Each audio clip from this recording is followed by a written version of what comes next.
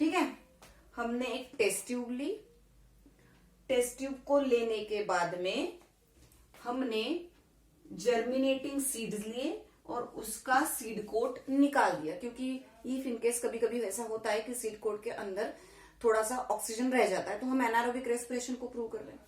तो seed coat निकाल दिया और इसके अंदर हमने ये जर्मिनेटिंग सीड्स डाल दिए। पी, बीन, आपको एग्जाम्पल दिए, पी, बीन, 2-4 एग्जाम्पल दिए, कोई भी आप ले सकते हो, जर्मिनेटिंग। ठीक है। और इस भरे हुए टेस्ट ट्यूब को उल्टा कर दिया, उल्टा कर दिया। देखो, अब मैं एक फ्लास्क लूंगी,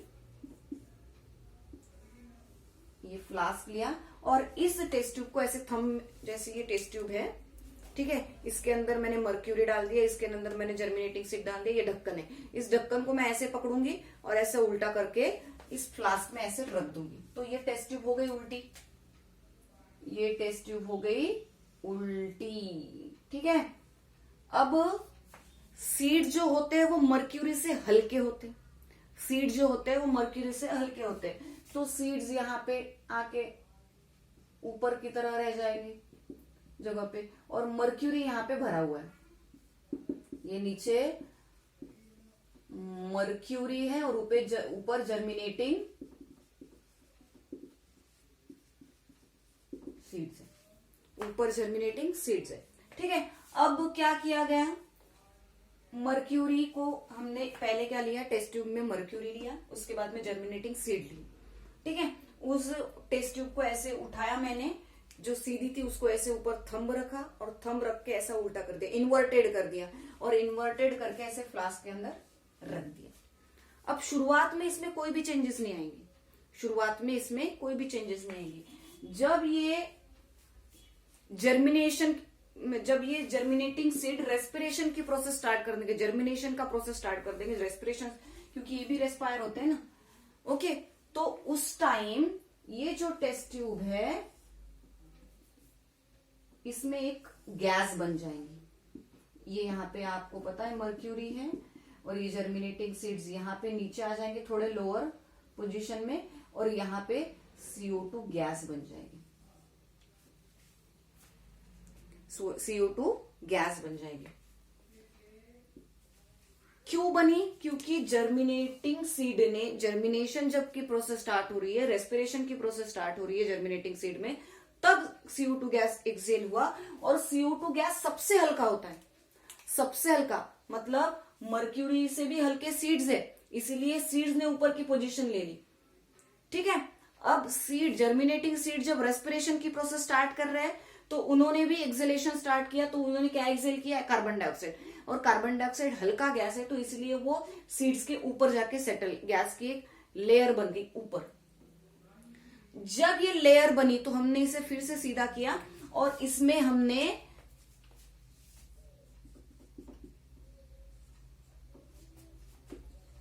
पोटेशियम हाइड्रोक्साइड के पैलेट ऐड किए। ये गैस एक्सेल जब होने लगी तो उसमें, उसके बाद में हमने पोटेशियम हाइड्रोक्साइड के पैलेट्स, ड्राई पैलेट्स ऐड किए, और इस टेस्ट ट्यूब के अंदर जो बना, इस टेस्ट ट्यूब के अंदर क्या बना उसके बाद में, ये CO2 गैस थी, ये यहाँ पे जर्मिनेटिंग सीड्स थे, यहाँ पे हम मर्क्यूरी। ठीक है। मैंने पैलेट डाल दिए। अब देखो, जब ये गैस रिलीज होना स्टार्ट हुई तब मर्क्यूरी का लेवल नीचे हो गया था टेस्ट ट्यूब में, मर्क्यूरी क्योंकि नीचे जा रहा है ना, गैस बन रही है, गैस इसे नीचे ढकेल रही है, तो मर्क्यूरी जो है वो बाहर चला जाएगा। ठीक है। यहाँ पे मर्क्यूरी बाहर निकल रहा है जब CO2 गैस बना था, जब CO2 गैस बना था। अब देखो, जब मैंने पोटेशियम हाइड्रोक्साइड के पैलेट्स इस टेस्ट ट्यूब के अंदर डाले, तो टेस्ट ट्यूब के अंदर डालने के बाद में यहाँ पे एक नया प्रोडक्ट बना, वो प्रोडक्ट था पोटेशियम बाइकार्बोनेट एंड वाटर। क्या बोला मैंने, CO2 गैस बनी, तो इसके लिए वहां पे जगह बन गई, सीड्स उसके नीचे आ गए, और उसके नीचे मर्क्यूरी, मर्क्यूरी तो नीचे नीचे जा रहा है क्योंकि ऊपर तो जगह भर गई है गैस की वजह से, तो मर्क्यूरी नीचे जाएगा मतलब क्या, फ्लास्क के अंदर एंटर कर देगा, तो ट्यूब के अंदर मर्क्यूरी कम हो गया जब CO2 बनी।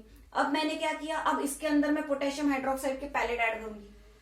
मैंने इसके अंदर पोटेशियम हाइड्रोक्साइड के पैलेट ऐड कर दिए। अब ये पोटेशियम हाइड्रोक्साइड जब CO2 के साथ कंबाइन होता है, जब मैंने ये पैलेट इसके अंदर डाले तो ये पोटेशियम हाइड्रोक्साइड CO2 के साथ कंबाइन हुआ और उसने पोटेशियम बाइकार्बोनेट और वाटर बना दिया। क्या बनाया उसने, पोटेशियम बाइकार्बोनेट और वाटर बना दिया। और ये पोटेशियम और बाइकार्बोनेट जब वाटर बनता है तो ऑब्वियसली जो मर्क्यूरी की लेवल कम हो गई थी क्योंकि CO2 ने तो नया प्रोडक्ट बना दिया, अब ये जो मर्क्यूरी बाहर निकल रहा था वो फिर से अंदर फ्लास्क में से अंदर जाने लगेगा, तो mercury level again start to rise up, तो मर्क्यूरी की लेवल अगेन फिर से राइज अप हो जाएंगे। ओके, तो इसका मतलब होता है कि यहाँ पे सीड्स भी रेस्पिरेशन करते हैं और रेस्पिरेशन के थ्रू कार्बन डाइऑक्साइड रिलीज होता है। फिर से देख ले एक बार, क्या बोला हमने, एक फ्लास्क लिया, फ्लास्क के अंदर मर्क्यूरी भरा और जर्मिनेटिंग सीड भरे। जर्मिनेटिंग सीड की ऊपर की जो सीड कोट है उसे रिमूव कर दिया। अब इस टेस्ट ट्यूब को ऐसा थंब से पकड़ के मैंने उल्टा इस फ्लास्क के अंदर रख दिया, तो ये टेस्ट ट्यूब उल्टी होगी, पहले ऐसी थी अब ऐसी होगी। अब उल्टी होने की वजह से ये जर्मिनेटिंग सीड हल्के होते हैं तो मर्क्यूरी के ऊपर जाके सेटल डाउन होगी, टेस्ट ट्यूब उल्टी होगी तो ये ऊपर चले गए। ठीक है, पहले यहां पे ऊपर थे क्योंकि ये सीधी थी, हल्की, मर्क्यूरी नीचे। अब हमने इसे ऐसा कर दिया तो फिर से जर्मिनेटिंग सीड ऊपर, मर्क्यूरी नीचे, क्योंकि मर्क्यूरी हेवी होता है as compare to germinating seed. अब कोई चेंजेस नहीं है। जब जर्मिनेटिंग सीड जर्मिनेशन की प्रोसेस स्टार्ट कर देंगे, रेस्पिरेशन स्टार्ट कर देंगे, उस टाइम जर्मिनेटिंग सीड अपने में से रेस्पिरेशन के थ्रू कार्बन डाइऑक्साइड रिलीज कराया जाएगा और यहाँ पे एक गैस की लेयर बन जाएगी। यहाँ पे एक गैस की लेयर बन जाएगी। रेड वाला मार्कर कहाँ पे है, वेट वेट बच्चों,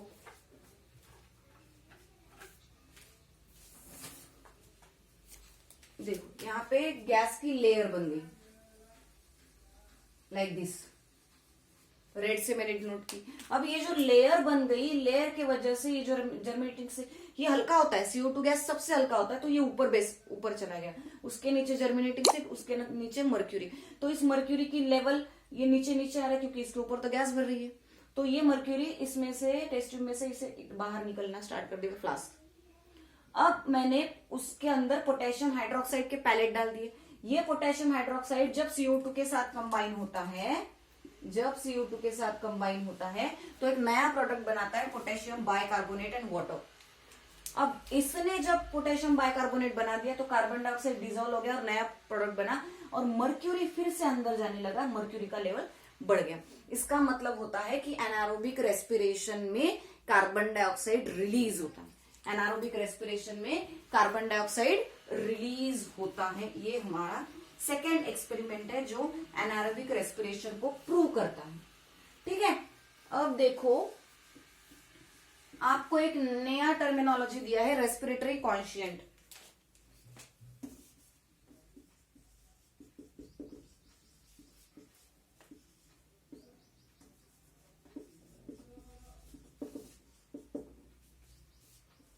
रेस्पिरेटरी कॉन्शिएंट, रेस्पिरेटरी कॉन्शिएंट का मतलब होता है बच्चों, it is a ratio, it is a ratio किसका, amount of CO2 evolved to the amount of O2 consumed। सीधा सीधा मतलब होता है RQ means respiratory quotient means CO2 divided by O2, CO2 divided by O2। CO2 जब भी respiration की process होती है उस टाइम कितना CO2 निकला, इवॉल्व मतलब निकला, और कितना ऑक्सीजन कंज्यूम किया गया, कितना ऑक्सीजन कंज्यूम किया गया उस रेशो को। क्योंकि जब भी रेस्पिरेशन की प्रोसेस होगी तो कार्बन डाइऑक्साइड एक्सेल किया जाएगा और ऑक्सीजन को अंदर लिया जाएगा, कार्बन डाइऑक्साइड को एक्सेल किया जाएगा, ऑक्सीजन को अंदर लिया जाएगा, तो उसका जो रेशो है उसे बोला जाता है RQ। इसीलिए बोला गया it is the ratio amount of CO2 evolve to the amount of O2 consume, कितना O2 कंज्यूम किया गया, कितना कार्बन डाइऑक्साइड बाहर निकल गया, मतलब RQ is equal to CO2 divided by O2। अब अगर हम बात करें कार्बोहाइड्रेट, हमारे बॉडी के अंदर कार्बोहाइड्रेट अगर प्रेजेंट है, हमारे बॉडी के अंदर कार्बोहाइड्रेट अगर प्रेजेंट है और रेस्पिरेशन हो रहा है, मतलब इसका ब्रेकडाउन हो रहा है, रेस्पिरेशन हो रहा है मतलब कार्बोहाइड्रेट का अगर ब्रेकडाउन हो रहा है, तो ऑलवेज एंड ऑलवेज इसके नंबर ही आपको ध्यान में रखना है, इसके कैलकुलेशन आपको नहीं दिया है तो आप भी ज्यादा सर मत लगाओ। तो RQ वैल्यू इसकी क्या दी है 1, RQ वैल्यू क्या दी है इसकी 1,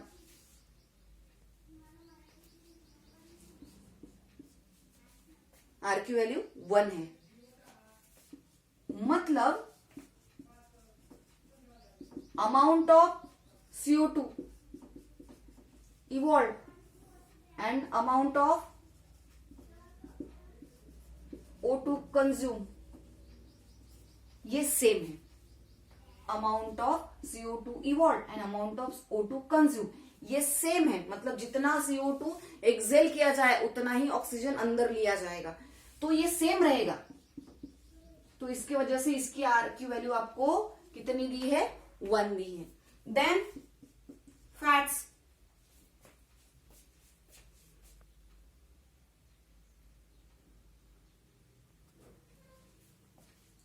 फैट जो है, फैट की RQ वैल्यू आपको 0.7 दी है और प्रोटीन की RQ वैल्यू आपको 0.9 दी है। क्यों दी है? क्योंकि amount of CO2 evolved is less than amount of O2 consume, मतलब बॉडी के अंदर जब फैट या फिर प्रोटीन का ब्रेकडाउन होता है तो उस टाइम CO2 एक्सेल कम होता है, CO2 एक्सेल कम होता है और ऑक्सीजन कंज्यूम ज्यादा किया जाता है।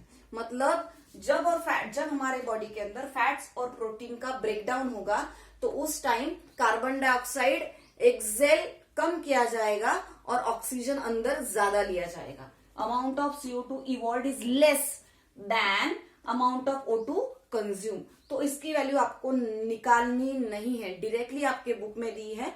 तो समझ लो कि RQ value of carbohydrate is 1, RQ value of fat is 0.7, RQ value of protein is 0.9। Okay, अब इसी का एक दिया है आपको RQ value for anaerobic respiration. RQ value for anaerobic respiration. Anaerobic respiration में